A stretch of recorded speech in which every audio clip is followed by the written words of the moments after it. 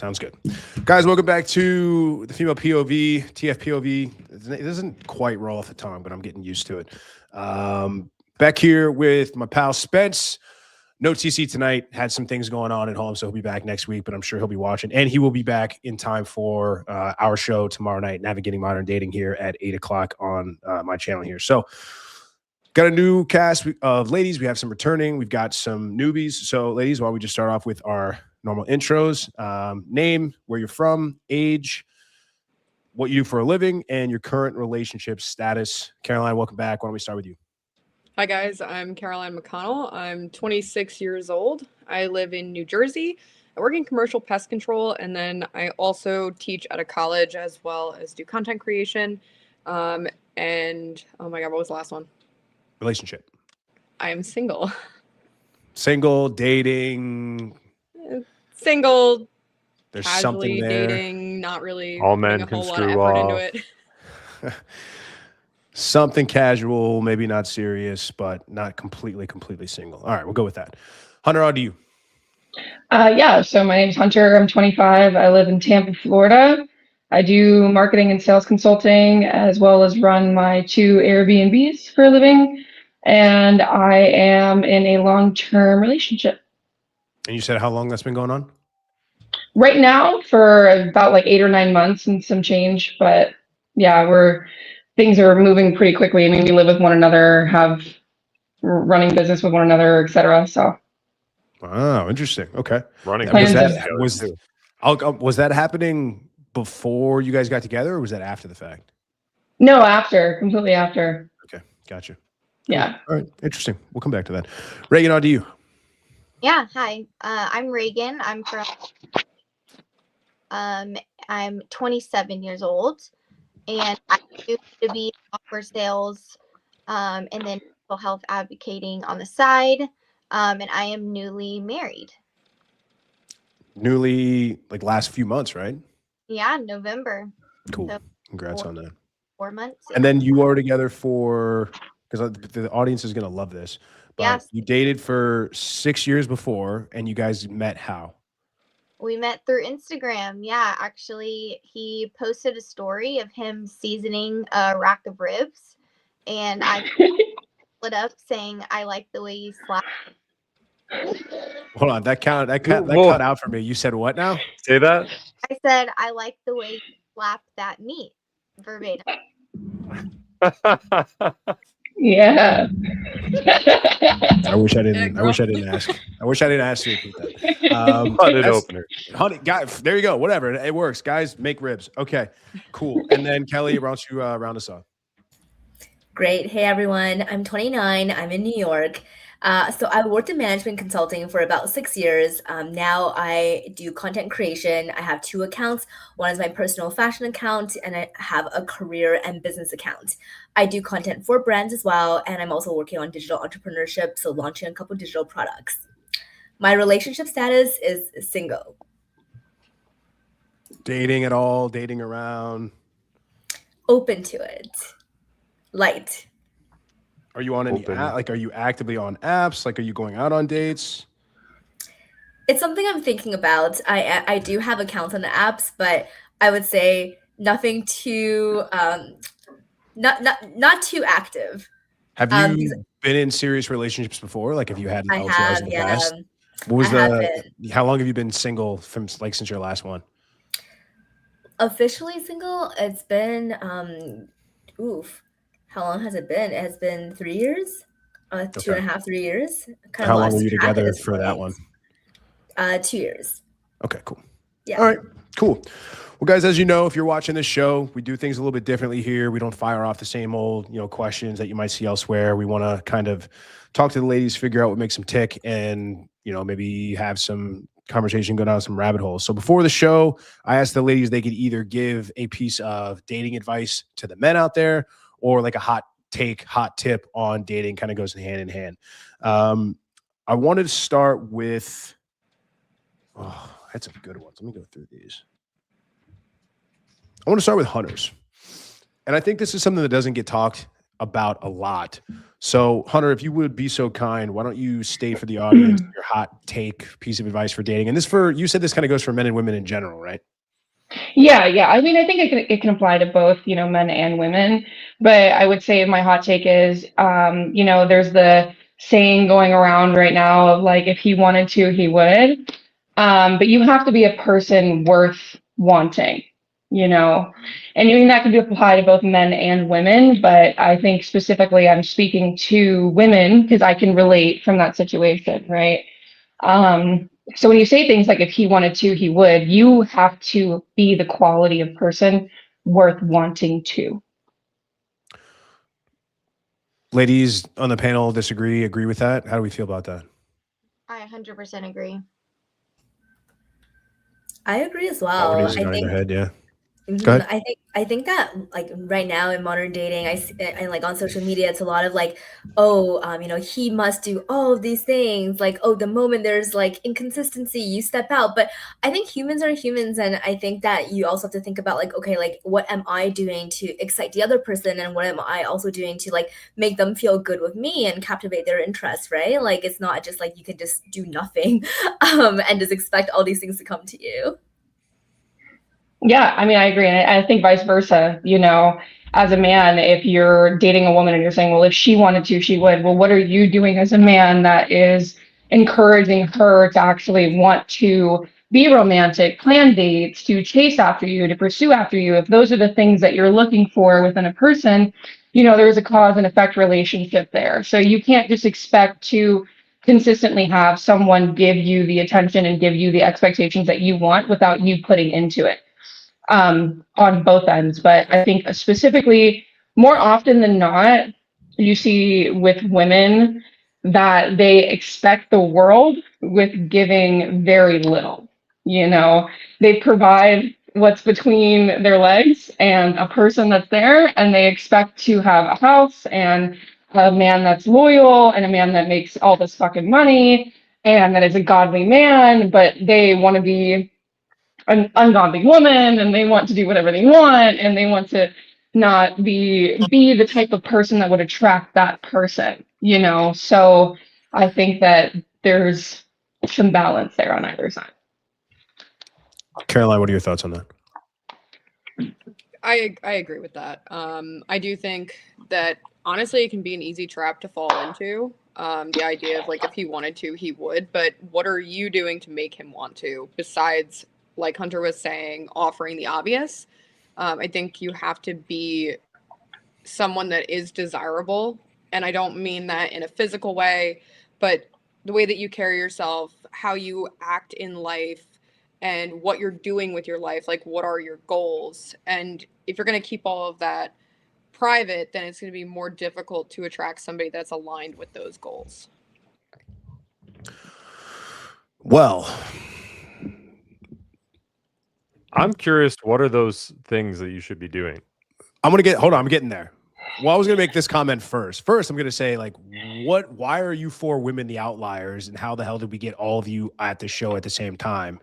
Because all the women that we ever could bring on the show are like, yeah, I just show up and then guys give me things. It's how it's always been my entire life. But I digress. Now, you only get half the credit so far, because to Spence's point, the next part of this question is, okay, if you need to be somebody that the men want, and if you need to be somebody that the women want, what do men want and what do women want? What is that? I mean, I think that those are like very, very different things. Women want a man that is strong, that is steadfast in what he believes. Whether or not they think that or not is two different things. They want them to be confident, a good earner or provider, whatever that looks like to you, to be loyal, honest, etc. And I think that men want somebody that is their companion in all sense of the words, and is somebody that they can rely on, not only physically, emotionally, but mentally. And that is their best friend as well as their, life partner, So a lot of the time, I mean, at least the men that I interact with nowadays, younger me would say something different, right? Younger me would say that men want a hot chick that they can have as arm candy, which is like, yeah, of course. But the older that you get, the more that becomes less at least as you mature, if you mature, right? That becomes less of your priority. Then you start looking for somebody as like, can they understand me? Can I have good banter with them? Can they challenge me when I'm acting out and I'm being a fool? Can I have them be a confidant? Can they respect me behind closed doors? Do they make me look good to my family and my friends? Are they kind? Are they nurturing? And those are all things that I think a good, respectable man would want. And a lot of the times they don't find is, you can have somebody that in their mind is perfect in an isolated bubble at home behind closed doors. And then you bring them out in public and they're a person that is disrespecting their man, that is making them look crazy, that is not kind to their family, that is not a nurturing or good woman to be around. So I can't tell you exactly what it is that a man wants from their perspective because I'm not a man. But I can infer from what it is that my man wants. I think the number one thing that a man wants is for a woman to make him feel more like to more like a man, but to make him feel at his best manlyhood. Whether that's like most men's love language is touch, like being able to provide that, being able to tell them, like giving them that affirmations. If they bring you to a work event, you're making them look good. Those are all things that are making him feel more like a man, and be in his best, like just feeling powerful. So I think that's the number one thing that they want is a woman that makes them feel the best, like in their masculinity. Kelly, Caroline. Yeah, happy to go next. So I think that in terms, I agree. What women and men want are different. And I think that Hunter and Regan already touched on a lot of the really good points. I think that for something that's long term too, you have to think of it like the way I think of it too. It's like you should feel like you're like very, very good friends, right? Like, so in terms of hobbies, in terms of like putting in effort for each other, in terms of that like laughter, that shared vibe, that like just like the silliness that you two just get, right? Like that you feel safe to be your true selves with each other and like be silly and just like show each other sides of you that you wouldn't show anyone else. And I think that takes time to build, and that's also a little bit rare, but that's like compatibility, chemistry, and everything. So aside from the practical things, I think a lot of that element, I think for me, is really important. You said hobbies. You think that you and your man have to have the same hobbies? Not all the same, but at least some, right? Like it can't be like so different. You have to have, I think for the way I think of it, like you should have your own lives and do different things and explore and have different hobbies, but you should have some enough in common that you enjoy doing things together and you enjoy doing some important things together. I agree with pretty much everything all the other three ladies have said, and I think when it comes to being a woman that a man wants, obviously that's all going to depend on the individual man, but I think the most important thing is being able to be aligned in your values, and especially if you're looking at something for a long term, whether you get married or you stay domestic partners. I think it's important that you're aligned on a lot of different verticals when it comes to that, whether it be religion, whether it be lifestyle, kind of as Kelly mentioned, having some hobbies in common, but also being able to go off and do your own thing. And I think a big one, especially if you're thinking long term, is parenting. I feel like something that I've seen in my personal life is sometimes when my friends have gone and gotten married, or even in my own parents' marriage, when you come to parenting, that can be, if you're not aligned on that, can lead to a lot of issues. And I think that you can kind of I don't want to say weed people out, but if you're able to have a conversation with somebody and be aligned on values, it, in my mind, kind of eliminates unnecessary issues down the road, because no matter what, every long-term relationship is going to go through, its ups and downs. You think that you're going to be able to be 100% aligned on everything? No, but I think it's important to know that and be able to have conversations and be able to work through disagreements and differences in a healthy way. That all sounds really, really, really complex and convoluted and difficult, which I think is what part of the problem is. I just heard there's this big laundry list of things. We have to be aligned on values. We have to share hobbies. We have to share interests. We have to be okay with this. We had like, there's probably 20 or 30 things there if we all sat down and wrote them out that we could come up with. Wouldn't it just be easier to get with a guy and then just do what he says? Wouldn't it just be easier to find a guy that you would surrender to, where you see that guy as the greatest thing on earth and you love that dude, and every guy on the planet is invisible to anyone, and whatever to surrender, and then whatever he says goes? I think Isn't if you that find so much someone you're easier? aligned with enough, that's easy.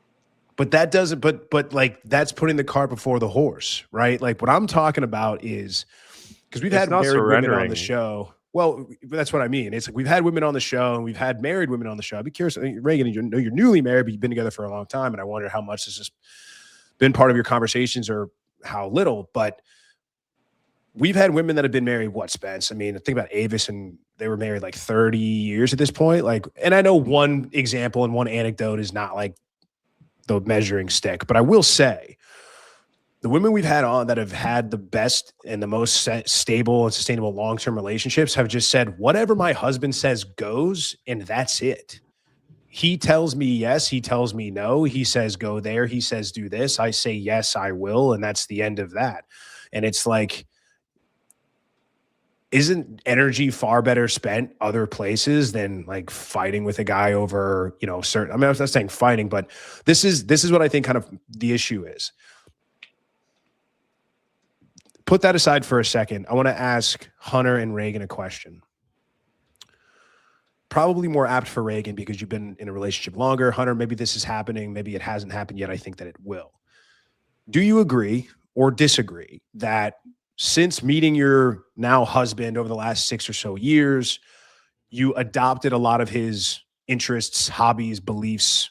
You care about things that he cared, maybe that you didn't beforehand. Would you say that's true or not? Absolutely. I was actually going to say I never wanted kids, and maybe he did. We never really talked about like aligning really on the same things. And maybe we should have, but I did not want kids, and he obviously did, and we kind of still went forth. It wasn't a big deal. And now I like really want kids because like he's just such an awesome person, and I want to see him like be a dad. And I just think that all comes in alignment when you truly do kind of like surrender into like a pure partnership with someone. I think it just comes, and I do agree, like pick your battles. Is it worth fighting over? Like, the small things, like, I think you will eventually get to alignment if you're in a good partnership. I don't think you should pick any battles. Yeah. That's my point. Don't pick any battles. Just, I'll come back. Hunter, same question to you about like hobbies and interests and stuff like that. Yeah, I mean, there are certain hobbies that like I don't necessarily find interest in that he does. Like Anthony's a huge car guy, loves cars. He's rebuilding like an old, I don't even know what year, but it's a BMW. He has it on the property now. It's what he's working on right now. Do I want to go and work on cars? No. Do I support him in it? Absolutely. On my property, I was like, hey, you're paying for a shop, and I think that's an unnecessary finance. If you want to keep paying for it, or I will give you this chunk of land. You can build a shed, and that can be your workshop. And I invested it into his hobby the same way he invested into mine. He doesn't necessarily like to paint, and he doesn't. I paint all the time. I also sing and I make music, and he doesn't necessarily want to do all those things with me. But the other day from work, he came home with a pottery set for me. I've expressed like once or twice that I wanted to try pottery. So he invests into my hobbies, into the things that I like. But when it comes to our values, as far as everything, I would see like as core values we align on. But our hobbies, like I think it's very important for him and I to have, and so does he, separate time from one another, because it's just important that you are your own person. I've had a problem in the past with relationships where I've lost myself within the person, and so has he. So him and I both came into this being very much like, hey, these are things that I like doing. If you want to do them with me, that's great. If you don't, that's also great. I'm going to continue to do those things. So see, that's the bone I have to pick. Like I had me in the first half. I'm not going to lie. Then we come full circle, and it's like, see, I really don't think that the guys that are out there that want that are like the kind of guys that women want, right? It's a small percentage of guys. It's not most guys. Like you're all kind of going after the same kind of masculine, strong, good-looking guy that can provide, protect, all that good shit, right? Like we know you all know what that looks like. I don't think those guys want women coming into a relationship saying, I still need to be my own person. Those like guys want a down ass chick like that is going to be 100%. Like I've said, the best relationships work like this. The guy's focused on the mission and moving forward, and that's his focus. That's his primary goal, is the mission, whatever that is for him. It's not the woman. Spoiler alert. Her mission and the way to best make this relationship work is that his mission is the mission, her man is her mission. Helping him achieve that mission and get to where he wants to go, that is the best thing that she can do. Like, and this is kind of where it goes, where like my whole point overarching is that we've had a lot of women come on that say this stuff, but it's like, if it's so common that women will get into relationships and they will get into marriages and they will adopt the mannerisms and the interests and the political leanings and the hobbies and all of these things of their man, then what good is it to spend all of this time outside of a relationship, getting to know yourself, finding out who you are, when that's just going to go out the window the minute you get married anyway? Isn't it better spending time just looking for a guy that has traits that's going to be like a guy that can provide for you, a guy that's strong, a guy that can defend you, a guy that has a purpose, versus like alignment? For sure. Well, I mean, I can only speak for myself, but the person that I found checks all those boxes, but also he doesn't seek to control me. He seeks to inspire me. There's a huge difference. Right. And I've talked with you about this. So like, about a little bit about my past where I had a relationship that sought to control me. And due to my own personal issues and my own things that I dealt with in my childhood and my upbringing with a single mother who was very anti-man, I dealt with an issue in my beginning relationships when I had a man tell me anything, period. And the moment you tried to control me, I was like, absolutely not. Right. Anthony's completely different. He doesn't seek to control me. He seeks to inspire me. And not only does he do that with me, he does it with every single person that he's around, right? So you're not that special. No, I'm not, which is great. He does it with everybody. He does it with, for example, with me, right? Anthony doesn't drink. He doesn't go out. He smokes a little bit of weed here and there, but he doesn't smoke nicotine. He is very disciplined in all those other ways. And when he first met me, I was vaping nonstop.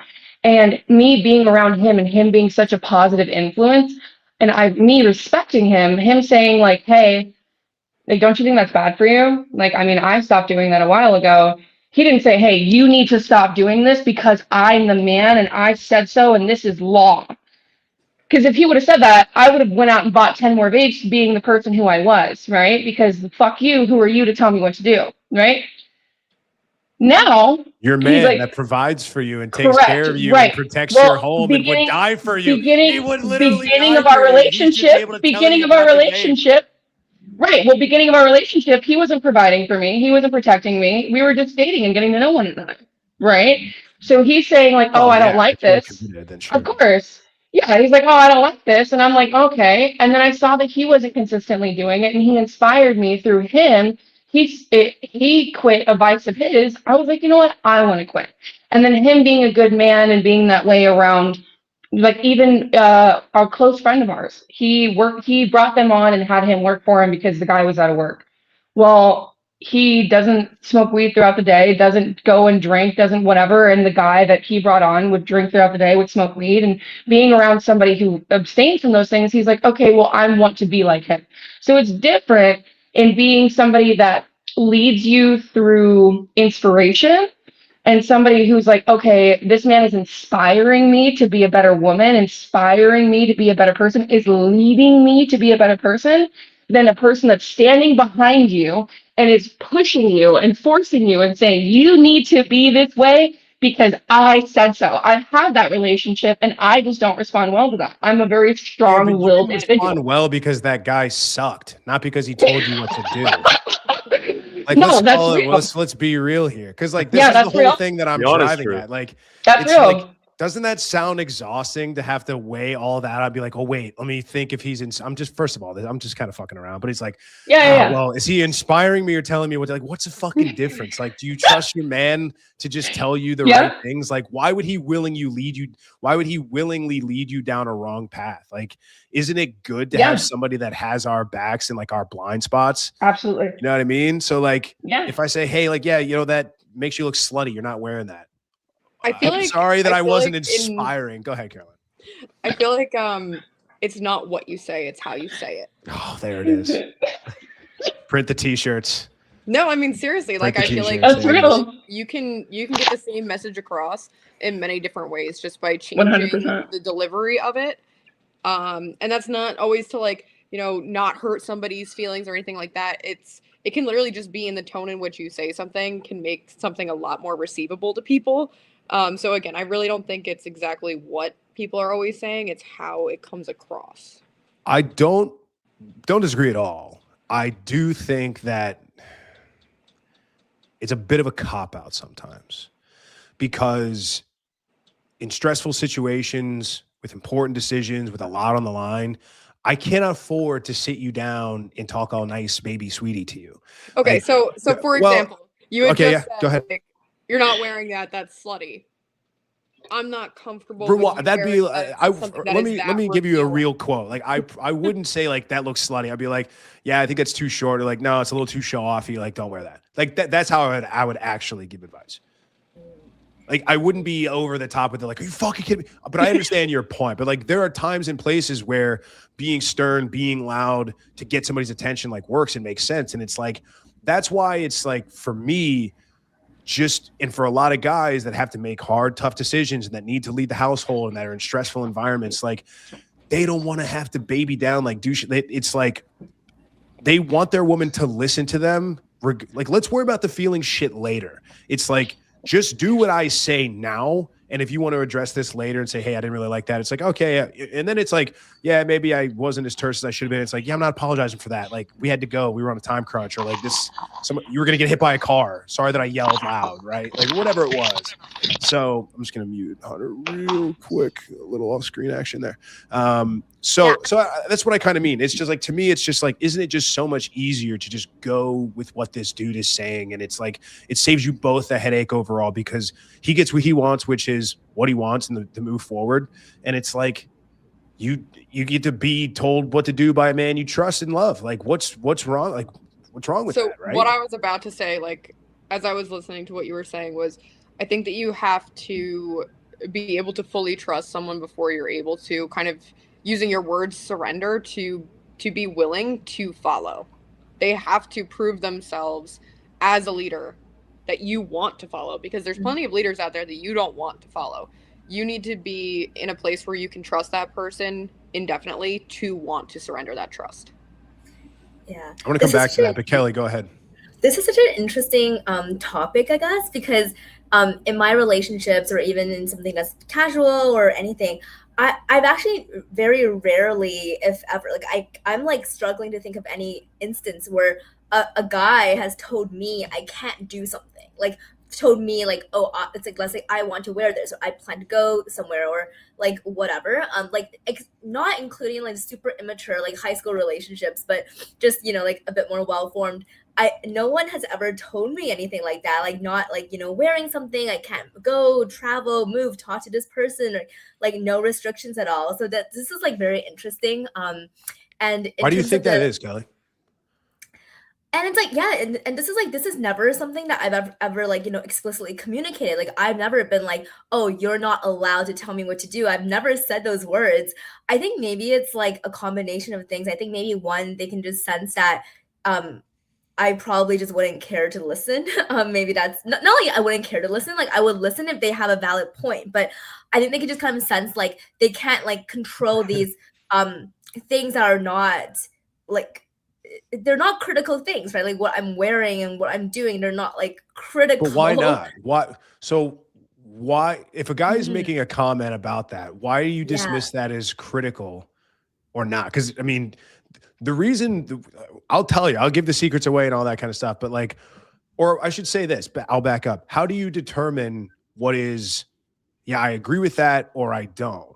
Like, is it what you're wearing? Is it like, what exactly, how do you make that differentiation? Right.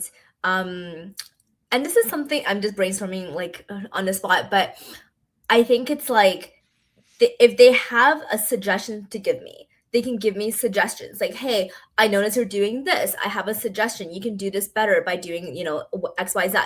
And I think that's, I can accept that. That makes sense. We can have a discussion. They're giving me, like positive input, feedback, constructive, anything.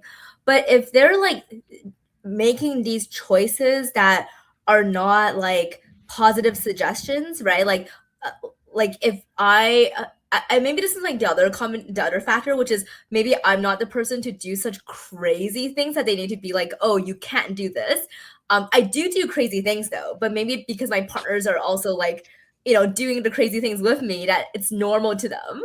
Right on. Maybe that's also why it's like, okay, like I'm wearing like a super skimpy rave outfit, but they're not going to say, no, you can't wear that because they're at the rave with me, So that's, I was going to bring that up. Like, the only reason you never would have heard anything like that from a guy is A, you are so squeaky clean that you've never worn something in a relationship that could be a little revealing, or you've never done something that the guy would be pissed off about. There's no way that's true. So it's got to be the latter, which is guys maybe see you as intimidating, or you're just this like headstrong, like boss babe, entrepreneurial person that just does whatever the fuck, right? Like, I think that's probably, if I'm betting money, it's going to be on that one.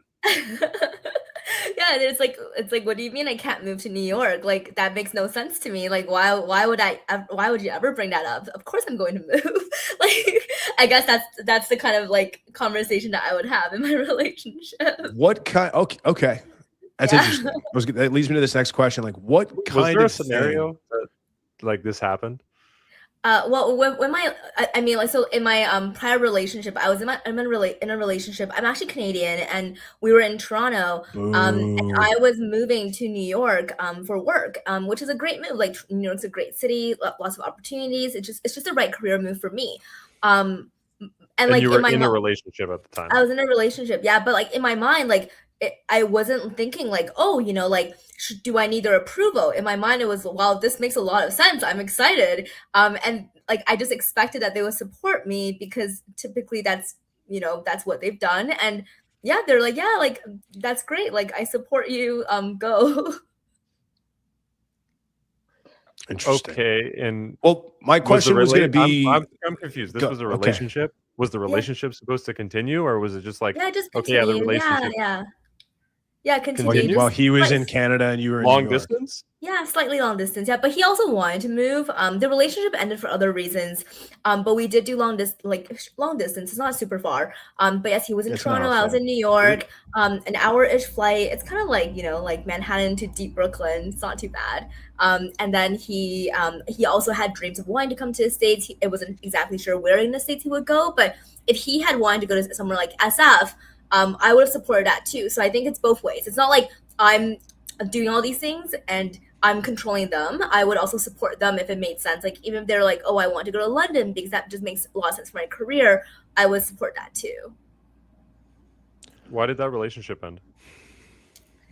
Just incompatibilities in terms of personality. I just felt like fundamentally, I felt like we were just not having enough fun together. Well, you were long distance. It was that issue. Not having fun together. That issue was prevalent when we were together in Canada. It actually became a bit better mentally for me when it was long distance, and I think that's a bit telling. Is there anything, do you think, Kelly, in any scenario? No, I shouldn't say that. Do you think there's anything that could come up for you in your career, like an opportunity for your career that your relationship could potentially stop and you would choose your relationship? Like, do you think that you are or could be the kind of person that would ever choose a relationship over business, like over your career? I think it would be very difficult. I think those scenarios where I would do that would be, we are like, maybe one, it's like, well, he invested so much into me, so I have so much trust that this person has my back, that even if I made some relationships even if I made some business sacrifices for them, I trust that like it won't be like a threat to me, because what I'm scared of is I'm sacrificing all of this for a guy, and in the end, like he doesn't even value me, or he's not willing to like invest in our future together or build something with me, right? So I want to first feel safe, like this guy already has proved himself through investment, through consistency, and I really feel safe for that, like we're like on track to becoming something really serious, or we're already married. Then in that case I think I would consider, or if we're like, and then it's like, okay, well, if we're already married and we have a family and this just was something that makes sense for the family, then I would also be okay with that. But if we're like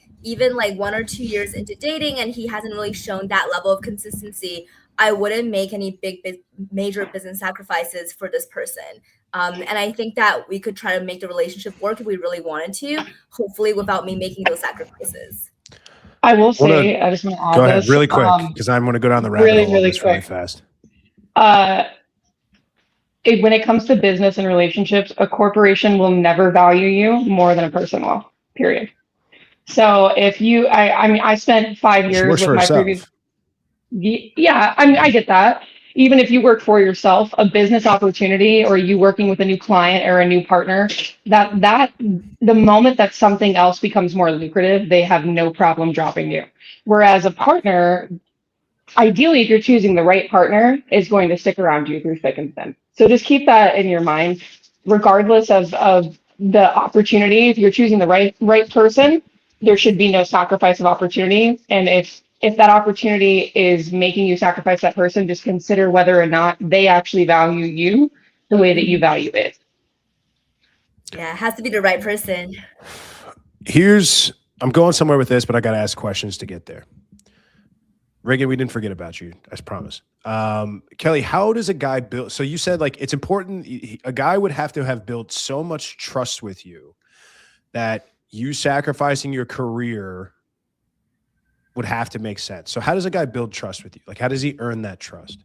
Yeah, and this is to Hunter's point. Like, I agree. Like, if it's the right person, I will make those sacrifices. They have to prove to me first that they are the right person. Like, I don't want to just blindly trust in words or chemistry. They need to earn that. And so, some examples could be like, if, for instance, like I think it's like accumulation of examples, right? Like, let's say it's like small things. Like, okay, I have like some kind of emergency. I need them in the middle of the night. I've seen them like willingly, like wake up in the middle of the night and be with me. If I have like tough times or I need to talk to them, I've seen them like be there to support me, right? Like, or my family or whatever, or like I feel that like their like generosity and what they're willing to do, and even the way that they're thinking about our future, like they are fully committed, and I feel like I can trust that. So I think it's accumulation of all these small events that if it inconveniences them, but they're still showing up for me.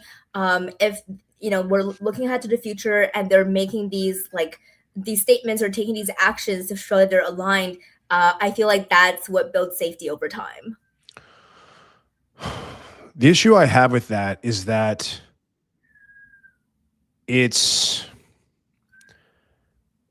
you're going to get far less of that. Let's say you both are working. And there's a certain standard you're accustomed to. He gets flowers, he brings home chocolates, he pays attention, he stays home from work to take care of you. Say whatever. There's things that he does, makes concessions for his business and his mission that go to you. If you have to stop working and now the workload has been doubled, or he's got to pick up all that slack, all that stuff goes out the window. He's not going to have time for these things. He's not like, he just went from 50-50 to 100, right? He just went from doing 50% of the work and making 50% of the money to doing 100% of the work for 100% of the money, right? So it's like, you got to be doubling your output there. I'm surprised by that, with that being your answer. I'm curious what you have on that. But I was going to go somewhere else with it. Maybe we'll come back to that. But my thing is, I go back to this whole idea though, of if he tells me not to do something, or he has a differing opinion, if I don't think it's valid, like I'm going to win that fight. The reason I think that's tough is because I don't think that's the way you build trust. I think building trust to me is giving somebody decision-making power, even if it's something that you're uncertain about or you disagree with, and they win anyway, and they surprise you. Like they actually win, and you're like, oh, I actually didn't think you were going to win. You surprised me. I'm impressed. That's trust. That's making that basically you were wrong and he was right.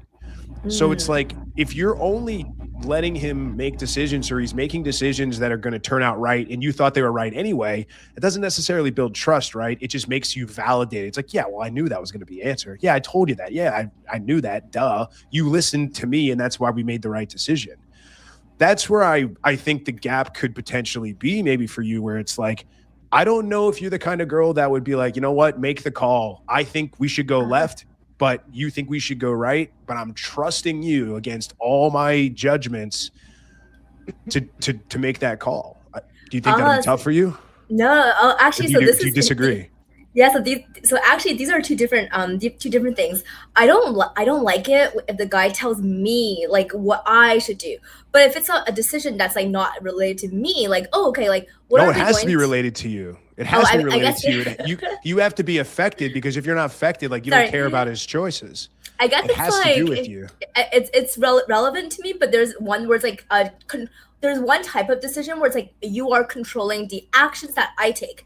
There's another type of decision where it's like, okay, we are deciding on this and it affects me, but these are not like actions I take. So for instance, you're like, go left, go right. What are we gonna do? Where are we gonna go? Like, are we gonna leave here, do that? Like, are we going to like, go to XYZ place for vacation? All of these decisions, I actually love it when they decide. And I'm like a very like sit back person. Like, you decide all of this. Like, But yeah, I don't Kelly, care that's what the we point. eat. There's no of stake that. in that for you. That's the point. See, like you do all of that, but then if it's but like, of hey, like course. me, like if they're like, you must wear this or you must like do this job, like I don't know, That's the point that I'm trying to make. Bothered by that. That's the point that I'm trying to make. Like, you're cool with him making decisions of shit you don't care about, like where are we going to go on vacation, or like where are we going to eat. But when things have potentially a negative effect on you, you're not going to trust a guy enough to let him make the decision, and you might suffer for it. And I think that's ultimately going to be a problem. I think that's going to be tough, because it's like, if you're only letting me lead when it's convenient for you, then I'm literally a slave. Like, I'm not the captain of the ship that you need me to be. I'm at your beck and call. Like, I'm at your whim. Mm-hmm. And I don't think you want to rule over a guy. So I don't know. It's tough. But I have a question there. So what would be a situation where something would negatively impact me, but I should listen to them and let them make that decision, and that's the right thing to do? What would be some examples? Let's say they need money. Let's say they need a loan from you. Let's say, hey, I've got this opportunity to invest in this thing or this business or buy this vintage car, and I need, I've spent every last dime that I have, and I don't want to take out a loan or ask anybody else. You're my wife, right? Like, our money's your money's your money. I'm asking you for a loan, right? I need 10,000, or I need 20% of whatever's in your bank account, or whatever number. I don't care. Whatever number makes you squirm and is a little uncomfortable. It could be 10%. It could be whatever. That's not negative. That's an opportunity. That's not. But you could lose your money. Okay, so here's the kicker. I wasn't done. You look at that opportunity and you're like, this is dog shit. This opportunity sucks. This guy is a scammer. I don't want, like, that's crazy. Like, I'm looking at this from a business perspective. I don't buy this at all. I think you're a dum-dum. But all of that being said, you give him the money anyway. And then he crushes it against every part of your better judgment, you losing your money, you being embarrassed, you losing face. He kills it. That's how you build trust. Not I really love this idea. Here's my money. Like, that doesn't take trust. That just takes, like, I agree with you. You know what I'm saying? In that situation, I would give them the money. Like, if they're my partner, all the money in your bank account, every dollar. If they're my partner and I love them, like, that's hold on. fine. It's so like, easy to every say dollar. that now. It's so easy to say that now because Moff, you already said that he crushes it despite her judgment. Oh, that's true. I gave away the answer. Yeah, it's already baked in. No, even if I'm not sure, in like, this case, no, she's I like, would support. yeah, he's gonna win anyway, even so if of course sure, I'm gonna give it to him. That's But very if you different. truly thought he wasn't going to, no, so that's maybe let's try a different one, which is a little bit more relatable to you've kind of been through this once already. Let's say you're in a relationship with a guy and like this is the guy. Okay. You're like, you believe you've built trust with this guy, you have an aligned vision, like you've been talking about the family you want to build or whatever it is. And then you get a new job opportunity now to go from New York to LA, and it's going to be amazing. You're like, this is a huge step up for you. But he's like, no, I'm not moving. And he's also like, we're not doing long distance. Like, if you go, like, that's bye. Like, we're done. I want you to stay here. I want you to stay here in New York. Like, I want you to say no to this opportunity. Could you ever do that? I think I would look at how much I like value this person and how much better this opportunity is. And I think it would be context dependent.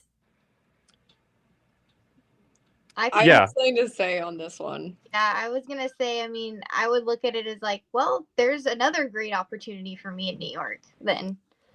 I was gonna say it's kind of like the devil you know and the devil you don't know. So you throw away your relationship and your current job opportunity in New York. You move out to LA, and what if it turns out to be a flop? You just threw everything away. But what if it turns out to be awesome and you don't go and then you ruin that? And do you value It's- or love Yeah. more? I don't know. Depends on what you value. Yeah. Depends, yeah. But isn't that the problem? Like, the whole issue is like how men work. Like, man, we men want an obsessed, like, men want a simp. Men want a girl that's just obsessed, that flies his flag, that worships his feet and kisses the ground that he walks on. Women don't want that, by the way. I think we already know that.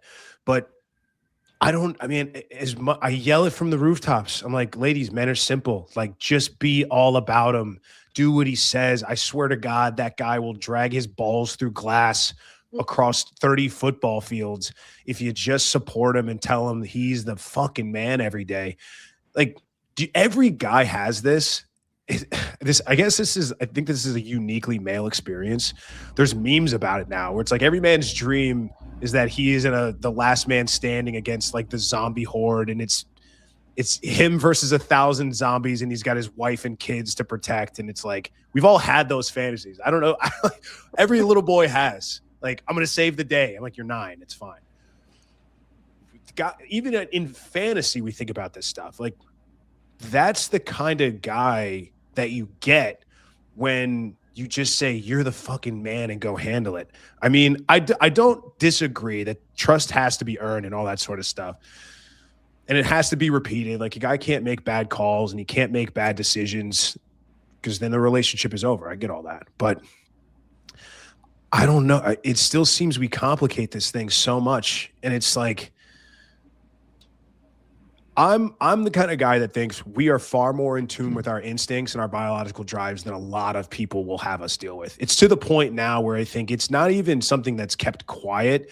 It's something that's demonized. It's like, oh, we're not cavemen anymore. We're not knuckle draggers, all that kind of thing. But it's like, Hunter said something earlier about when you're mature, then looks aren't important anyway. And I know what she's getting at, but physical attraction is something that is static in men forever, from the time they're 20 all the way to like their 70s. I mean, they've even done research on this where it's like they pulled men of every decade and says, you know, which age, and they had different ages of women and things like that. Like, which age is the most attractive to you? And it was like unanimously, like the average was like, it was like 23 years old. It's like early 20s is just like the unanimously widely accepted most attractive physically age. There's outliers and there's exceptions. I know that there's good looking 40-year-olds and ugly 20-year-olds out there.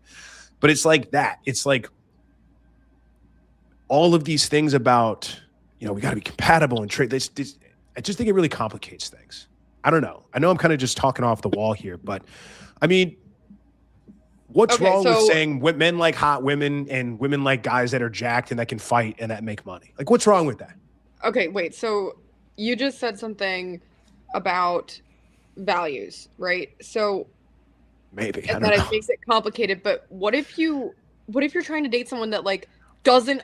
So you have these views, and she's got the complete opposite view from this. Depends on what it is. But also that's not really a thing. Like, that's my whole point earlier. Let's take voting, for example. Not like we're going to get into politics on our show, but single women overwhelmingly voted left. Married women overwhelmingly voted with their husbands who voted right. Right? That's just kind of the way that it was for the most part. So this, like, again, we've seen it. We've heard it from ladies on the panel. I've seen it a billion times. That's the whole thing where it's like the likelihood that you're going to have differing values. It would have to be, I mean, even on the most important subject. We heard from Reagan earlier where it's like, I didn't want kids. And then I looked at that man and I was like, give me his babies. That's the most important high stakes decision like possible. And even then you can get your mind changed on it. So it's like, if you can get your mind changed on that, what a belief can't you adopt? You know what I mean?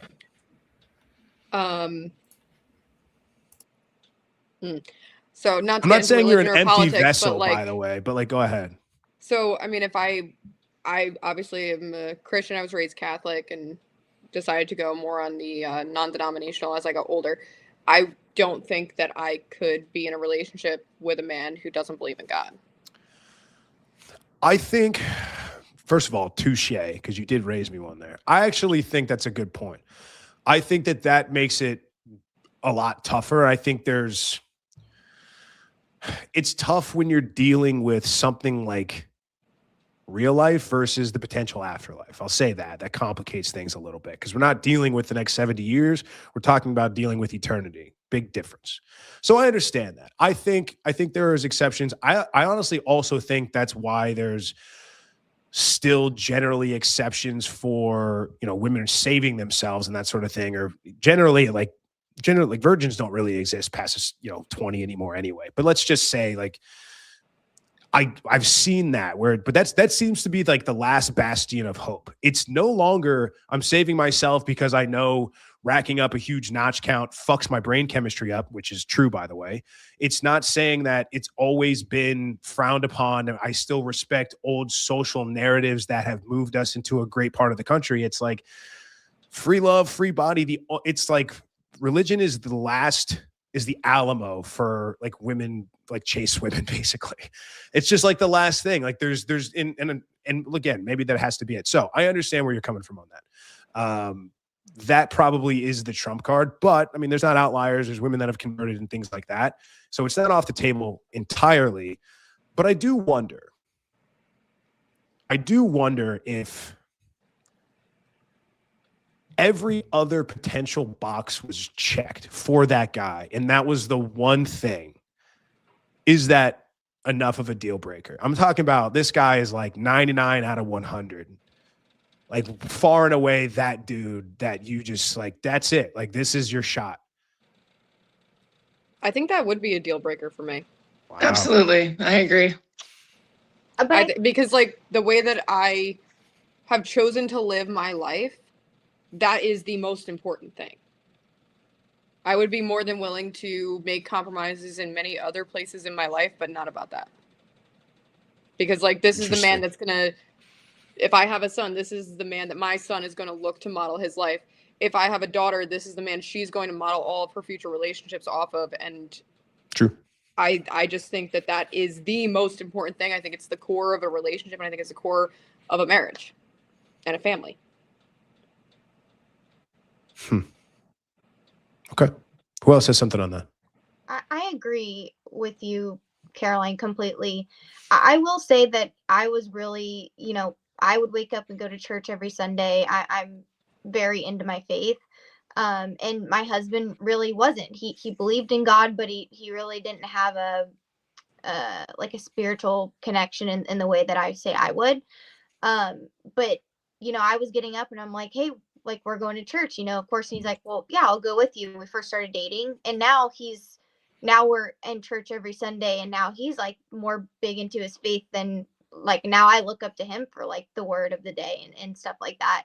So I think there's in a partnership, I think when you're dating, you can't maybe say it's off the table completely. I do believe, you can lead a horse to water, but if they don't drink it, they don't drink it. And that's probably a deal breaker. But I think you can lead a horse to water. And if they drink it, then I think that's another thing. I think people can be influenced in a good way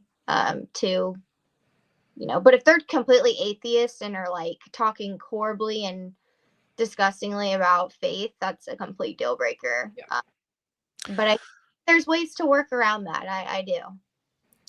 The issue I have with using religiosity as a measuring stick and a barometer is that there's really no way to prove it. And I'm not talking about the veracity of your beliefs. I'm talking about there's really no way for somebody to prove to you if they believe it or not. They can just lie. I mean, and they could say they could read the stuff, they could buy into it. But I mean, push comes to shove. I don't Who know. I knows? disagree. I disagree. I think it's that you like prove it in your actions. Yep. How so? What You prove it actions? in how you are. Like, so there's a certain fundamental, okay, so if you coming from a certain set of belief, you believe in leading and being kind and being disciplined and being disciplined with your lust towards your partner and being faithful. So you can't walk around saying, oh, I'm a Christian man and I believe in these values, but behind closed doors, every fucking night, you're sitting there watching porn and you're jerking off and you're sinful, or you're going on Snapchat and you're hitting up all these chicks and you're sending nudes and you're sending DMs and you're doing all of this. Well, you're proving in your actions that you are not what your word is saying. You can't say, "Oh, I'm a Christian man and I believe in these values," but then when it comes down time to it, you're around a group of people and a bunch of people bust out cocaine at a club and you're allowing that. You're staying in that circle. No, You're I gotta not stop it. choosing I to gotta walk stop away it. from that. Instead, you're choosing to surround yourself with these people and you're encouraging their behavior that's pulling them farther away from their faith. Right? You're not being a leader behind closed doors. You can say I'm a Christian man and that I'm honest, but then when push comes to shove, you're sitting there lying in order to get what you want, in order to get wherever you want to go. So you can say all of these things for sure, but that's why it's important for women to watch actions, because men, especially nowadays, have a grand time giving you the biggest lip service. I mean, that's what Kelly was talking about, how they'll sit there and lie about what they make, what they do, what their hobbies are, who they are, and they'll give you all this lip service. It's important for you to have discernment and to sit back and watch their actions, because their actions will show their faith and who they are as a person. So The problem with that, hold to on, I have Hunter's to. point, The reason none of that holds water is because those are extremely those examples that you gave are positive or negative regardless of what religion you fall under. Like, it's not crazy or far-fetched to think that if your husband's doing blow in a club, that's somehow acceptable even if you don't believe in the Bible. Like, to say that he's being I know, but like, that's why it's a bad point though. That if it would be a point you made where it's like, this guy can do all these things that are good for the relationship anyway, like leading and being just for you and like all these other things and being virtuous. That's good for the relationship, whether the God is around or not. Right. So like, I could do all of these things because I want the relationship to go forward and I want to be in this relationship and all this kind of stuff. But I could still like do things outside of that. Or I could still at the end of the day be like, yeah, well, I don't really believe, I'm just doing stuff because I know this is going to make the only way it would really work and that a guy could prove that he's about that life is that if you were the part of something like fucking crazy and off the wall, where it's like you had to, I mean, I'm not going to talk about any specifics on here. I don't want to offend people, but like some super off the wall shit that is not societally accepted. And then you did that. You're like, damn, this guy, that, you know how I know this guy's serious about his shit is because he's going against the grain and against like what people tell him he should do. Not he does the things that are good inherently and just chalking it up. Because like that's what I mean. Like, you can lie about that. A guy that is willing to do crazy shit in the name of religion probably isn't lying, but a guy that's doing good shit when good shit is already valuable can lie. So that makes sense. So that's valid. I wanted to. I'm sorry I cut you off. I just had to get that in. But no, you're good. I wanted to kind of support part of what Hunter had said, where that it's like you said, Chris, like people can lie about anything and everything. So I think it's kind of how people carry themselves day to day in the way that they don't know that anybody's watching. So again, so that it's not performative religion. But then how do you see that if no one's watching? How can you see them in their behavior if they're by themselves? Do you go about your day genuinely thinking that everyone around you is watching you every second of every day? Oh, I used to. It's weird. I used to think that I had like a phantom audience and I was like in a movie and I was like, oh, that's really cool that I just said that. And then I took mushrooms and I haven't thought about that way since. Yeah, that good old ego death. But the point that I was trying to get to there is when she said something about like doing cocaine with his buddies. Okay. If you really look at the Bible, Jesus did not turn those people away. those were the people that he went and sat with. So just maybe because you're around those people doesn't automatically mean that you are engaging in all of those poor behaviors. You might actually be trying to help them. So again, it's all up. You're saying it's contextual. Well, Yes. I guess that makes sense in a way. I think the point that I'm trying to make, and I'm going to bring it full circle, is that I think it's hard to show, like I said, I'll try to simplify it. I think it's hard to show that you're committed to something when doing those things is good with or without that commitment. Like, it doesn't really matter. It's like, if you're lying, you'd still be doing the same things because that's what works. Like, if I was lying about being a Christian and I was dating a girl that was her deal breaker, I could still do all of those things knowing that's what's pulling the relationship forward, but still not believing. Now, that's a danger too, because like I could rug pull you if we get divorced or whatever. So to me, it's like, isn't it better to put your stake in things and have your red flags or your deal breakers be based on things that you can actually verify if they're true in real time? Like, a guy's physique and being in shape is a great one. Like, you know how you can tell somebody works out a lot? If they're in good shape, they probably work out a lot. A guy that's like, yeah, I work out all the time. I'm like, you're 300 pounds. You clearly don't, right? That's one that's right off the bat. I'm sure there But are I mean, other at the end of the day, examples. like, how important is that? Like, when you're I'd 90 say it's years old and huge. it's just you and your partner and you Wow. both are like old. Nobody's skipping out on the other at 90, I would hope. I mean, my goodness. Well, but like, my point is, like, how much does, and I understand it always does, like, attraction is important, but how much does that really matter?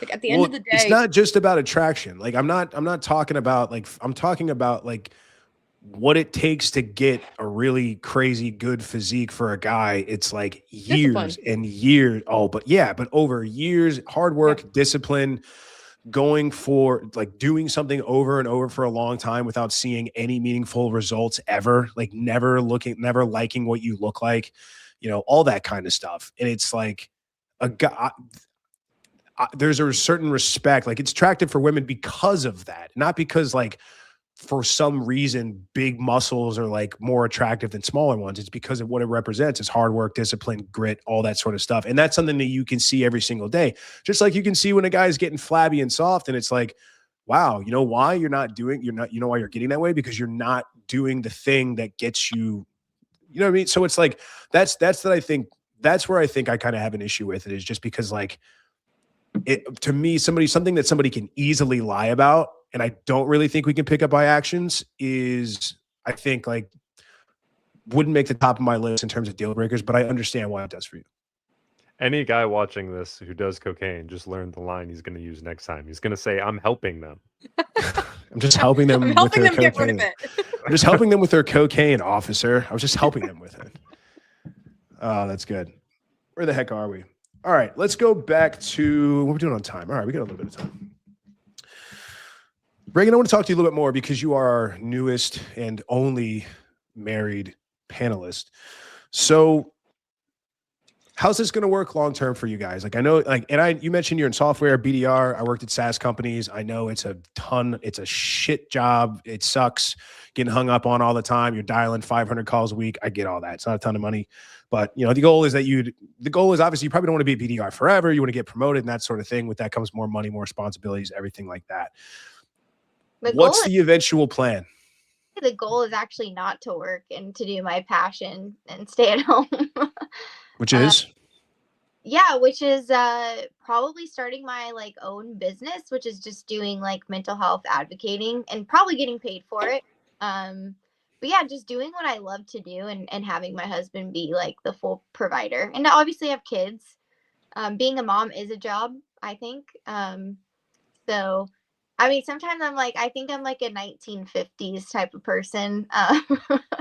I definitely want to work and do my passions, but I don't want to do a BDR like hard hitter. I think I'll leave this hard sales to my husband. So let's dive into that a little bit more, if you don't mind. Like, there's this side passion, this vocation.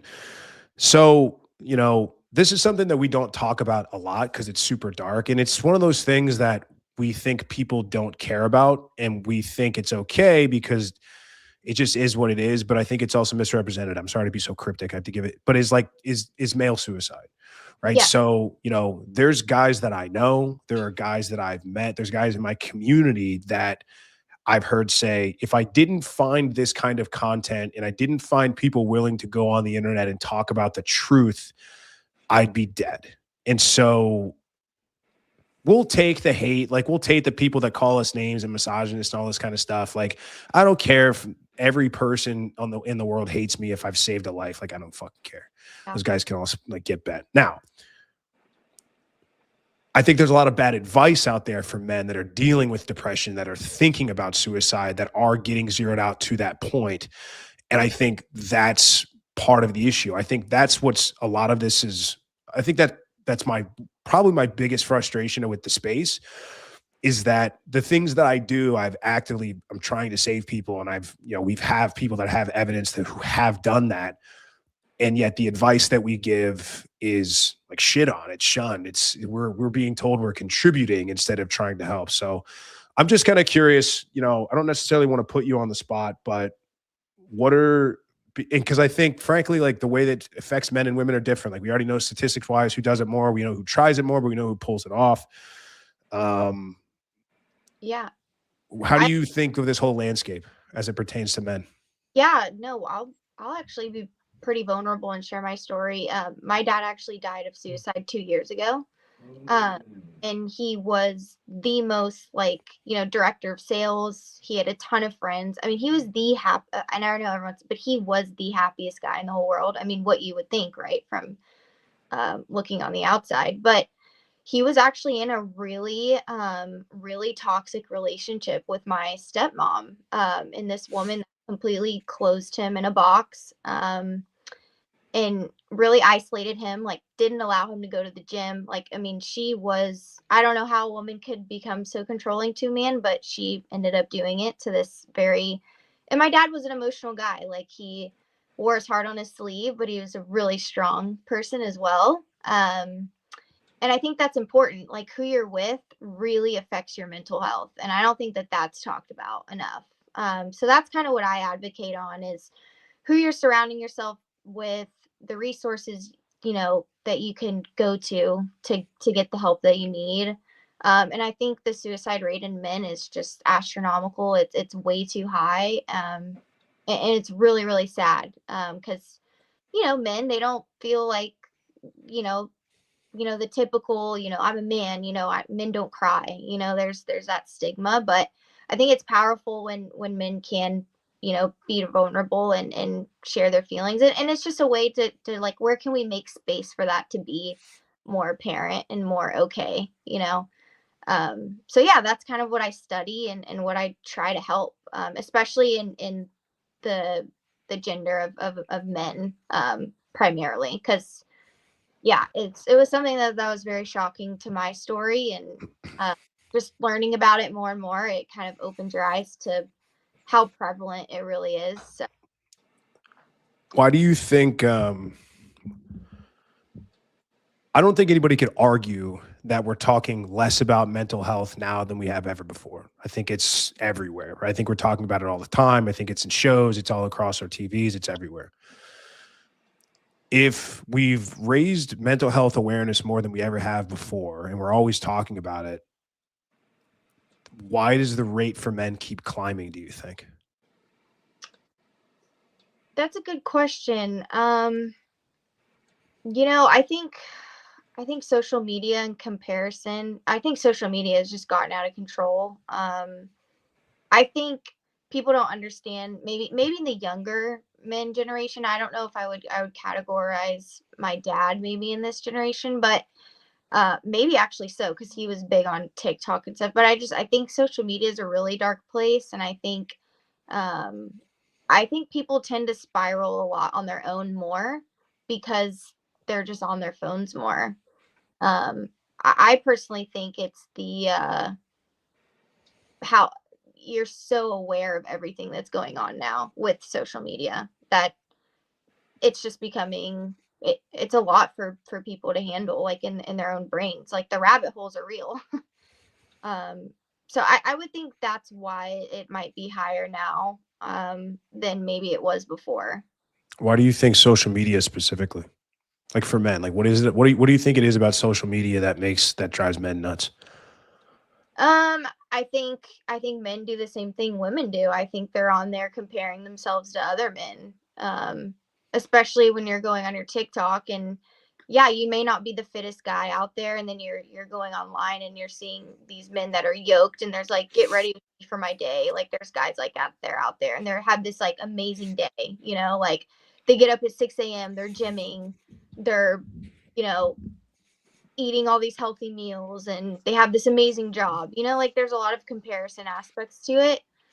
I, you know, it's hard to pinpoint kind of, but I would say just having such access on your phone, it that to me is like, you can get yourself in a dark place, you know, you're sitting on your phone at home.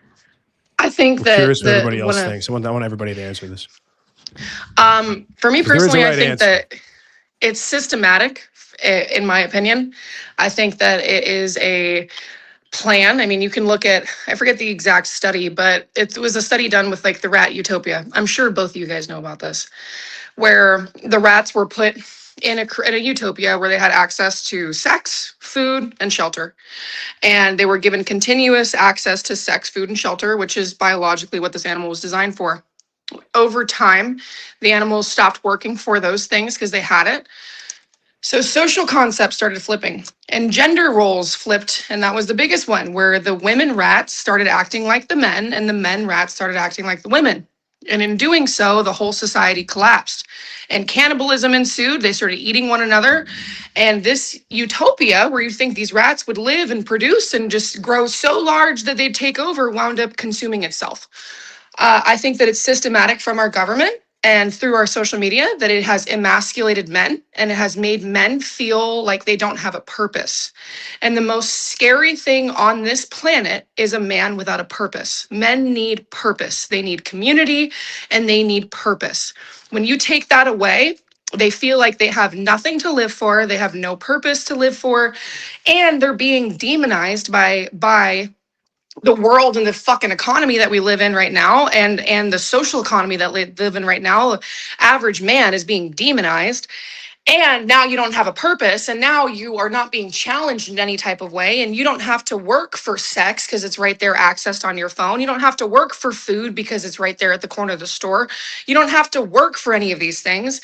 So now you've lost your purpose, and unfortunately, I mean, it's systematically planned, because if we take the stronghold of men, because men lead, and if our men were powerful the way that they should be, the way that every single man should know that they is powerful, if they felt that way, a lot of the stuff that's happening right now in our world would not be happening, especially in this country, because we would have men that be there to protect us and fight for us and lead for us. So if they take the leaders away, then there's no people to lead the pack and fight for the pack. I think it's very systematic, unfortunately. Yeah, I agree, and that's why I said it's important for a, you know, a woman to make a man, make them feel their most masculine, their most powerful, because it is so important. They do need a purpose. I totally agree with that. But that's not what the numbers support, really. Like, it's not. It all makes sense, but it's just not backed up. Because when I was first listening, I was like, oh, that's actually not a bad point. Their men are purposeless, but it's like, there's millions upon millions, like hundreds of millions of men that are just sitting in a beanbag chair, eating Cheetos, like playing video games, like overweight, sloppy, broke, with nothing literally going on in their lives. And they are happy to do this every day, every month, year, till they just keel over dead one day.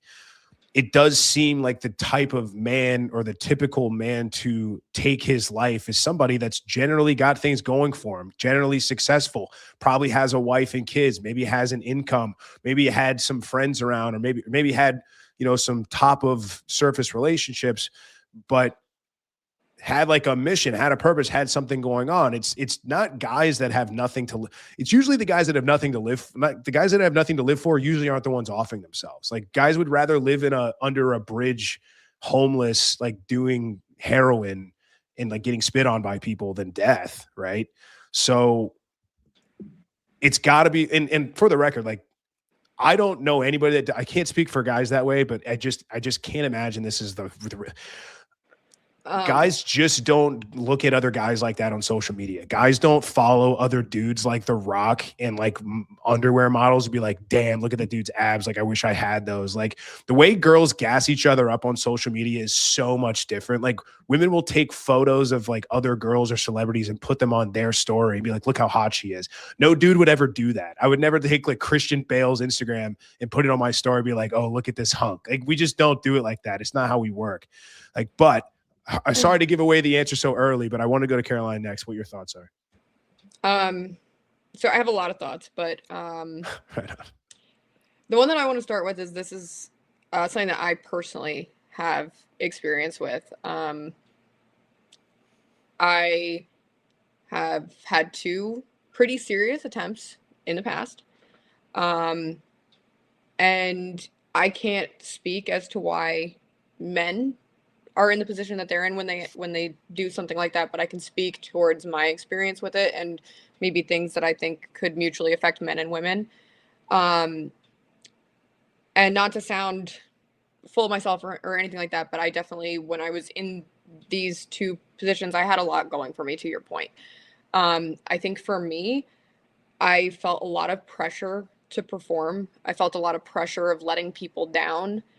I felt like I wasn't enough, even when everything in the world was telling me that I was.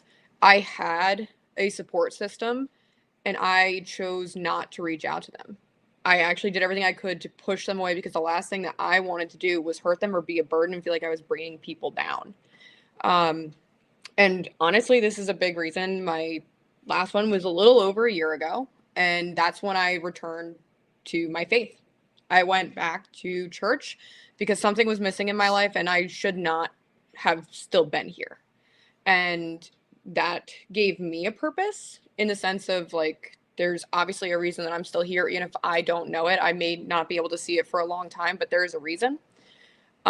So I think kind of both to Reagan and Hunter's point, like there is a lot of pressure on people and there is a lot of pressure on men. And if you are a man that wants to follow a more traditional lifestyle, there's a lot of outside noise pushing against that and saying that you shouldn't be doing things the way that you are. And even that is the same with women. There's a lot of outside pressure from society that even when you have everything, it's not that it doesn't feel enough. Sometimes it feels like it's too much. Like you feel like you're in a world that just keeps on getting smaller and smaller as you continue to, for lack of better words in this moment, like level up and build more and more and more.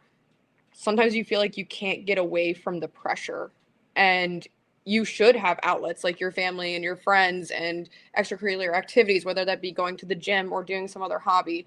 But sometimes that's not enough, and you don't know how to fix it on your own, and you don't want to drag everyone else down with you. Yeah, I think it's such a tunnel vision thing. You don't think about anything else. It's, it's such a tunnel vision that you feel like there's nothing else to live for. And we don't know why that. I mean, there's many things. I mean, my dad has a different background on why we think he made the decision he made. But yeah. And Caroline, we're so glad you're here, by the way. Me too. Thank you. Yeah. Kelly, where do you fall into this? I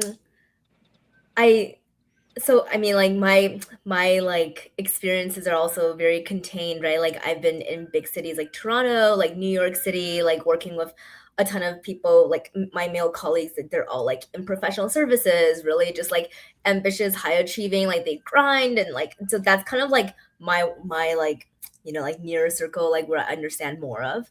But like to me, in that like closer circle, what I'm seeing is I think that like so a lot of the time, like I mean, especially recently with the pandemic, more time spent on social media. Also, like dating can be a bit more difficult now with the apps, right? Like real connections. I think there's like potentially more loneliness and fewer people to support them if they don't already have like a stable long-term partner, if they don't have like close family or friends that they can lean on. Then it's like you're in this like, you know, high pressure environment, or even not, like you don't even need to be in a high pressure environment, but you just like don't have as many like real connections, like real human connections as before. And even if you want to, and you want to go into apps, but then everything's really transactional. And then now like there's like all this stuff of situationships and ghosting and all these other issues. So it's like all of that, I think, makes things more difficult too for mental health. There's a lot of stuff there. And I know this is taking a weird turn for a dating show by this point. But this is, you know, we talk about this a lot, and I don't know, it definitely doesn't get the airtime that it should. I mean, you know, this is supposed to be lighthearted and fun, and I know that there's some people here that have had some tough experiences, and we'll feel for you. And, you know, but I think if these conversations come up, I'm fine with having them. I think they're important. And I think if you're trying to have them intentionally, sometimes it can be too prepared and there's too edited and censored. If things get there organically, it's a little easier to kind of just say, hey, we just got here. I think in terms of men, like, I don't think there's anything that was said that's not true. I just think the one thing and the most important thing that was left out and is almost always left out is this, and it's not exactly, but I'll explain, is this idea that men need a tribe, is this idea that men need a close-knit group of male friends that understand the male experience, that understand what they're going through or have been what they've been through and that sort of thing. And I know I hear it's like, well, they had friends, but you'd be surprised even between men how surface level and fickle that friendships even are now. I've been a part of friend groups where guys were like, you know, buddies since high school, but they're like constantly talking shit about each other. You know, there's little cliques and couples and in groups within like the 6 or 7 guys. It's just so fucking weird. And it's, you know, the guys that I have now, like Spencer and TC, and these guys that I have as far as the brotherhood goes and like my inner circle, like my generals, my guys, you know, we have real conversations and real shit. And it's not just the surface level, like beer, games, wings, sports. It's hard to find that because you get what you probably may or may not know, you may have experienced that, like generally when you get closer to somebody, it sometimes becomes even harder to have those conversations because you're not sure how things will go. And then you're like, fuck, this could go really sideways. And there goes like a huge connection and somebody that I really rely on. I want to jump in here. Yeah, please. For a second, because I agree with you, especially with my own experience. Sometimes I lost friends. I lost friends. They told me that I was the most selfish person on the face of the earth, and how could I do that? And some of the most honest conversations I've had about this have been with people that aren't that close to me, but we kind of, I think, unknowingly share similar experiences or at least similar feelings, and you're able to connect with them in a different way than you can sometimes with like you said, a close friend, because it's sometimes the closer you get, depending on the friendship, you're not going to show them the darkest side of your life or of you or what's going on in your head, because you, like I said, I tried to push everyone away. I didn't want to drag anyone down with me, but I think that you have friends that are there for you, and then you have friends that are, and they don't need to be your best friend, but it's somebody that's going to sit in the mud with you. Yeah, 100%. I mean, it's the whole reason we do what we do. Like, it's the whole reason we have the brotherhood. We provide the tribal aspect. It's just something always that men have always done. And it's like, yeah, like dating's always been hard. Like dating's always been difficult. Work has always been hard. It's never going to change. Men are built for the male experience, which is like a hard life. But what they've always had is a group of dudes, like a tribe to have their back. Like that's just something that is inherent to the male experience. And the fact that social media was brought up it wasn't the reason why it was wrong, but social media has a play. Like men don't really, we don't do that with guys as much. Like we can watch a dude that like, you know, runs a touchdown back or like a bodybuilder doing his work. I'm like, I don't watch Chris Bumstead videos to marvel at his physique. I'm like, I want to look like this motherfucker. What does he eat? How does he train? Like, what are the times? That's what we're doing. Like we're gaining information. It's not like admiration, but I understand why you would say that. I think girls tend to do the opposite. I think girls tend to be like, oh my God, she's so beautiful and all that kind of stuff. Men don't generally think that way. But what I will say is that men see content every day, everywhere that they can't escape from, that is bitching at them, that hates them, like that they need to do like bare minimum shit, that, you know, like a guy wants to get on like me and make a TikTok and say anything that could be even construed as mildly criticizing women, and it's like, kill yourself, you're an incel, everyone hates you, like you're an incel faggot, like what all this shit. And it's like, Jesus, man, like imagine if I was saying stuff that I was sad about, like, and it's like, you know, so guys see that, and you know, we get on there, we're like, guys, we just tell them the truth, like, guys don't give a fuck about you, right? Like they just don't. Like, it's not your woman's job to be your sounding board. It's not your job. It's not her job to like hold your fucking head in her lap crying because something bad happened. Like she needs you to be a fucking rock dude. Like it's not her job. You need your dudes. You need the bros. You need the boys, right? It ain't going to be your children. Like, oh God, like parents that emotionally dump on their children and kids, man, it's fucking hard to watch. And it's just like the polarities are flipped. It just doesn't make sense. And you're crippling that kid. So, you know, it's like, but everywhere we turn, and it's not just women that are doing this. It's women and the loser dudes that want to fuck them but can't. It's those guys that are yelling at us saying, oh, you guys like to get together and shoot guns, you're gay. Like, it's just stuff like that. So, you know, yeah, like social media sucks a lot for women and for dudes. I think it's done some great things, but I think we're, you know, the Overton window shifted. It's not like we're going to go live in the woods anymore. So that's why we just try to do, we're just trying to get the message out, right? Like, because men are getting hit from every direction. And it's like, if we can do it, if I can get one new guy to see this stuff and be like, oh, wow, this is really interesting. Anyway, I'm not trying to toot our own horns or anything over here. But again, I just think it's important because I think that I don't think a lot of women know this. Like, I think it like makes sense after you hear it. And you're like, oh yeah, fucking duh. But I think that women's first reaction is like therapy and like that kind of stuff and unresolved trauma and a lot of things that like come up in a lot of women's circles where it's like, guys are fucking simple. Like we need the dudes. We need to be around guys. We need to be around guys that are going through shit because they understand it. And it's like the final thing I'll say on this, I'm happy to take, you know, open questions or just responses to this, whatever. It's like, this is why I say men and women kind of live on different planets. And it's why, you know, we could be in the same job. We could be the same promotion. We could make the same amount of money, but clients will treat us differently. People on the street will treat us differently. Landlords will treat us differently. CEO, like whoever, random people, like, we will always be treated differently just because I'm a dude and you're women. Like it'll always happen that way. And so it's like, if we know that and that's going to be the case, then it's like, I need to go align myself with people that I know go through life as close as I do, like as I possibly can. So it's not that we're saying women shut up and leave us alone. We're saying it nicely, but it's like, just let us be with the boys. Like we need to find the guys and be around the men and anything, you know, and that's even relationship advice that I would leave here. It's like, look, if your dude's going through some shit, ask him when's the last time he's had a night out with the boys. Ask him when's the time he had a boys trip. Ask him the last time that he did something with them and the phone was on DND and they were just being guys, being dudes, and just having a good brotherhood camaraderie time and you weren't ringing the phone off the hook being annoying. Just ask him when the last time that was. And maybe he's due for one. I don't know. I'll be quiet. That's just kind of my spiel. It's spot on. It's like, usually if a woman's going to give advice to a guy or like is telling that guy what he should do to get out of that spot and suggesting like therapy, for example, that's because it works for her. So she's going to suggest that. But with guys, therapy just doesn't work. Guys need to go out and do shit with other men who understand them.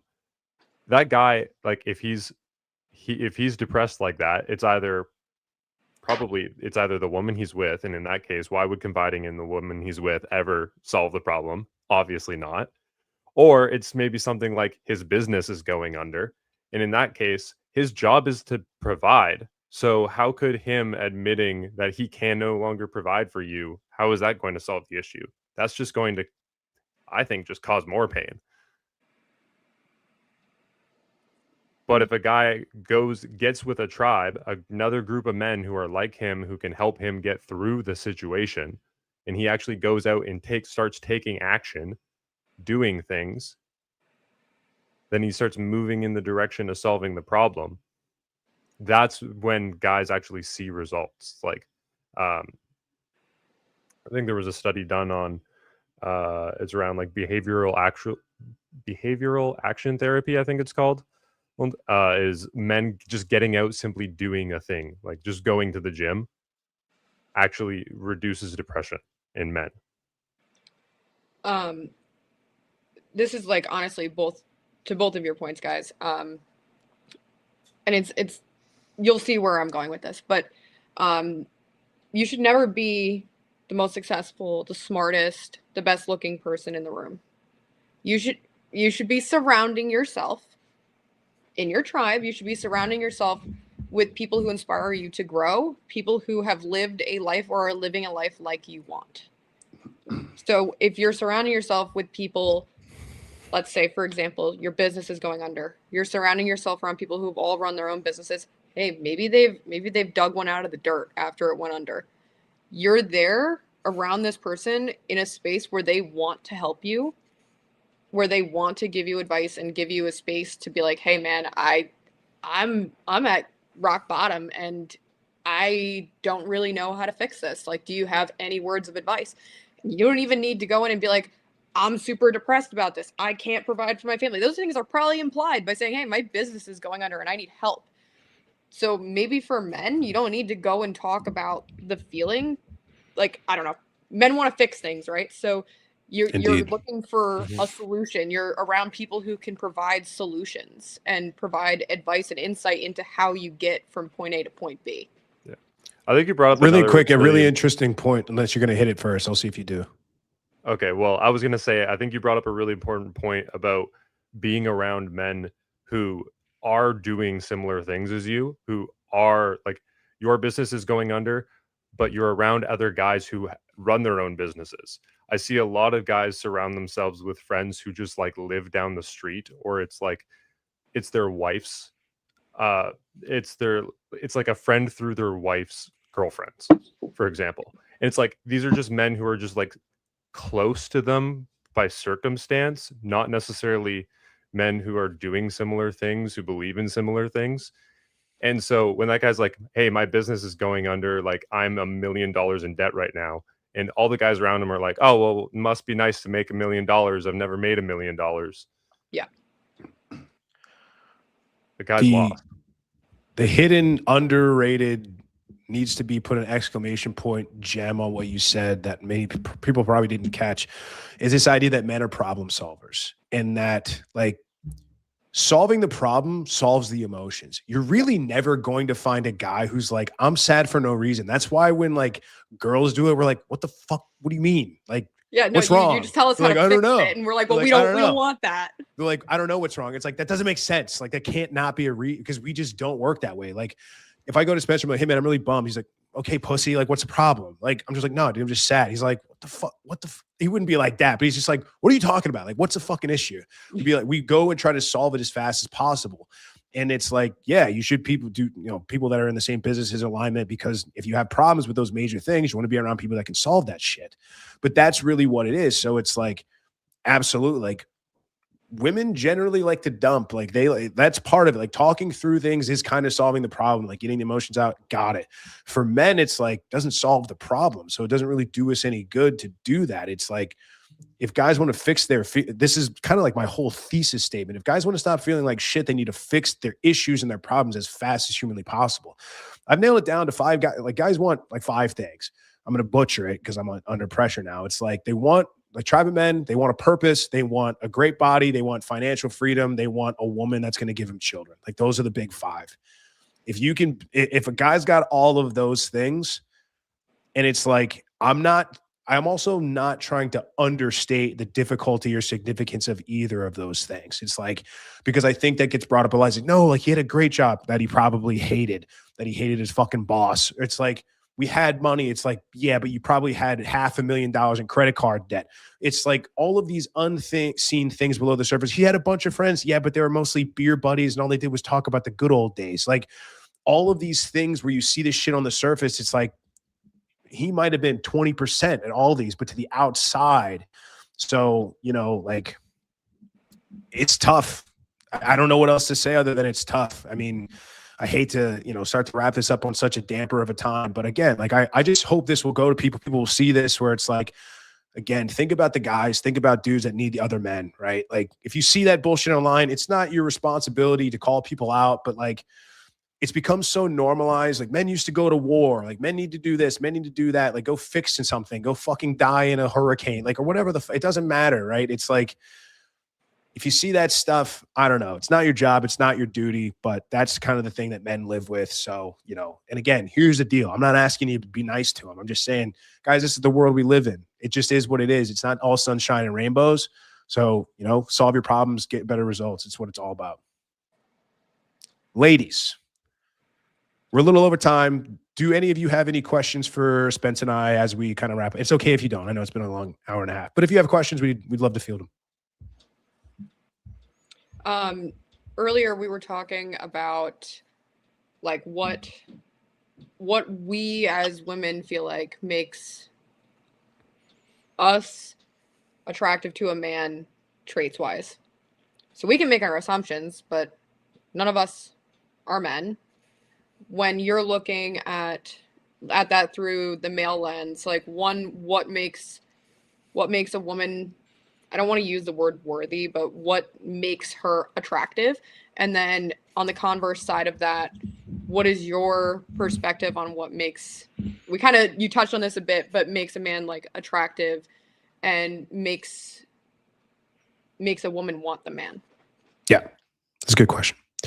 I will say there are no traits or behaviors or values or anything that makes a woman attractive. Her attractiveness is her looks. Like for us, everything's superficial. We're visual creatures. Like there's a difference because like guys can bang hot women that are devils and they do it all the time. Like there's no incentive for like really good looking women to be good people. They're generally like kind of bitches, but it's like, that's kind of the running joke. It's like bitchy 10s or pleasant 7s. Like, you know, because it's like, if no one will ever tell you no to anything because you're that good looking, like what incentive do you have to act right? I digress. So it's like, that's what is attractive, but that doesn't always make you the best pick long-term. It really depends on the guy. So strictly attraction, it's good proportions, you know, in the right areas, kind of, I know where we're going with this, you know, not overly big, not overly skinny, you know, athletic, fit. Yeah, guys have different preferences, but generally, like we know it kind of like, you could just kind of Google like the male gaze. It's like,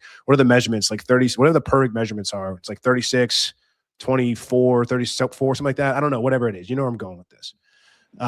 Spence would know. He's the fucking, you know, pageant guy. Oh God, no. He's the model guy. So I don't know it's that, but if a guy's looking for something long-term, there's some guys that will be with she-devils because they're hot. Like it just happens. Some guys will let that override because to a lot of men, like a good-looking woman on his arm on a red carpet is a huge status symbol. And a lot of guys would rather like have a hot broad that doesn't bang him than like a less attractive one that does. I'm trying to answer the question, I promise. But yeah, it's really you got me lost on that last part. It's right. Doesn't you know I'm right. Yeah, like you could have a guy that has a hot woman, like model style, that doesn't sleep with them, but he would still stay with that girl because of the status that it brings him, as opposed to having like plain Jane. Got me? Yeah, I'm not thinking off course.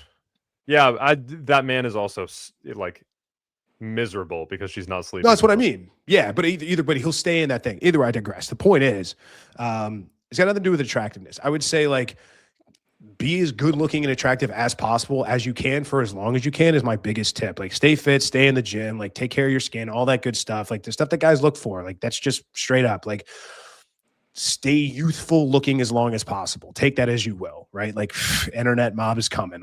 I just got canceled for that.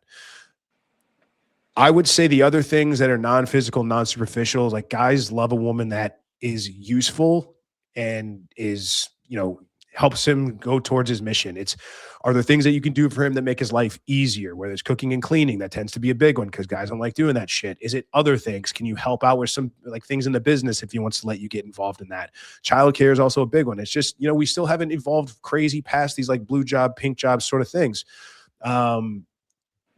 Being pleasant to be around, right? Like we talked about be his peace, things like that. Guys don't necessarily need to be his peace. They just need to not fucking annoy him. It's just like, you know what? Just be somebody that's fun to come home to, be pleasant to be around, you know, And that's the stuff that, that guys want long-term. It's just, they want somebody that supports them. Really, like the advice I gave earlier, it's like, and I think this is the thing that women give me a lot of pushback on. And I think this is something they have a hard time accepting. It's like, if you want the best possible relationship, your mission is supporting his mission. So that's my honest thoughts on that. As far as attractiveness, like long-term, like the whole thing, what men are looking for. As far as what women are looking for, really quickly, like, women love a leader of men. Women love a high status man that other men want to be and that other women want to sleep with. Pre-selection, social proof, all of that good stuff. A man that's desirable, a man that's vetted socially, a man that's ideally taller, better shape, all these things, fitness-wise, charisma, funny, wit, all of these things. And a guy that's on his mission and on his purpose, and is and sees her as a compliment and invites her along to be on his ship, essentially.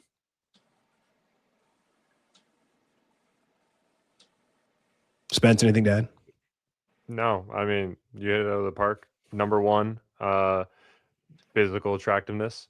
Number two, well, I think you kind of skipped past number two. But number two, sleeping with him. Oh, of course. Good sex Yeah. life. Sexual enthusiasm. Yeah, like non-starter. Yeah, I'd say that. Yeah, that's you. I don't know how I forgot, but yeah, of course that's up there. I will say a little pro tip, like, there's no such thing as being good at sex for women. Men judge women on their enthusiasm, right? Like, that's really what it boils down to. It's enthusiasm, you're good. Like, if you don't want to be here, it sucks, neither do I, right? So that's, women often think about what techniques or this and that, or I should watch, so I can learn. It's like, no, just be excited and do it often. Yeah, and not faking an orgasm. Because women don't do that. What do you mean? I've never heard of those. I've never heard of that before. Figure it out. Oh God! Oh, figure out women. Jesus, sounds like a tall order. I'm Any other questions for us, ladies? I feel like this is funny. One of my best friends for most of my life at this point, actually half my life, is it's a guy, and we might as well at this point be, I know, I'm sorry, brother and sister. Like, he's spent holidays with my family, and it's just been like that since we were kids. And I remember he told me that he hooked up with a girl and actually just decided to spit on her back because it was that bad. That's tough. That's got to be a smell thing. That's the only way. Like, no, there's nothing. No, I'm telling you, it was just like it was. It's a family show, by the way, Caroline. I don't know how PG-13 we can get on that. I'm just joking. Go ahead. He basically just said that it was like she wasn't doing anything. So the enthusiasm. I'm not gonna yeah. Okay. There you go. Yeah. Laying there like a dead body. So it's a mental thing. I'm done. A lot of women don't understand. It's a mental thing, just like anything. Yeah. That's why there's only a handful of dudes in the world that can work in porno. That's why you see the same like 24 guys or whatever it is. I mean, not that I would know. So yeah. Any other that's the important part though. Like, yeah, it's very mental. Like it's girls get mental, guys get mental. It's really all up there. Like, it really, really can fuck with you. Yeah, I didn't understand spit on the back. It took me like a good God bless her. God bless her. We try to keep it casual for the folks at home. Ladies, go ahead, Reagan. I said I'll go chat GPT it out. Oh, there you go. Okay. Yeah. Urban Dictionary, probably. Anything else that we want to cover? Any other questions really quick before we wrap up? Anything that's on anybody's mind? Okay. Well, we had a great time. I think Hunter had to drop off or something happened with her internet. She put it in the group chat, but had a great tonight. This was a lot of fun. Appreciate everybody being a good sport. Yeah, you're all invited back. Hunter, if you're seeing this, you're invited back as well. We'd love to have you. I know we do these every Monday, same time, 8 p.m. Eastern. We just love to have these conversations, and we've been on a really good streak lately. Like, we kind of used to, I used to get a little over the line a little bit, but I think I've done good the last couple of weeks, and we've had a good time with this. So we'll keep doing the show as long as you guys keep watching, like it, subscribe, share, subscribe to the Instagram or follow the Instagram. We're going to put some clips up there and just keep up for, when we're doing shows and who we're having on and things like that. Be nice in the comments, goes without saying, but I don't think there's any reason to say anything. I think these ladies are pretty pretty well adjusted. We appreciate it. So if nothing else, we'll be on tomorrow night, 8 p.m. for Navigating Modern Dating, me and TC, right here on the Ancestral Masculinity channel. And we'll see you guys on